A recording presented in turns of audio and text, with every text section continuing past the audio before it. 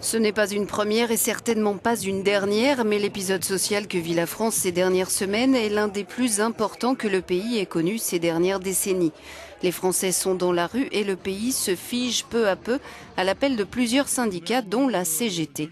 Et en quelques semaines, cet homme à la moustache, le secrétaire général du plus important syndicat français, est devenu incontournable.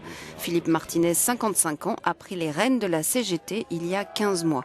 Inconnu du grand public alors, il est désormais le fer de lance de la contestation de gauche contre ce gouvernement considéré comme traître et n'a aucune intention de lâcher, comme Manuel Valls et François Hollande.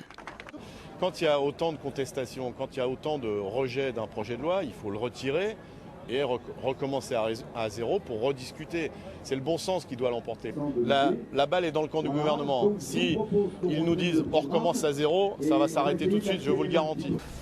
Un pouvoir certain de mobilisation et donc de nuisance pour le gouvernement. Le syndicat contrôle ou domine des secteurs clés de l'économie comme les transports, le pétrole, la chimie et peut, s'il campe sur ses positions, poser de sérieux problèmes de fonctionnement à la France.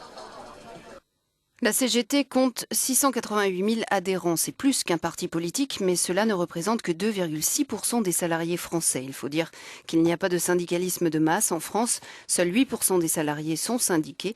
Ils sont par exemple 55% en Belgique et 82% en Islande. Le paradoxe français veut que malgré cette faible représentation, des millions de Français suivent régulièrement les appels à la grève et à manifester.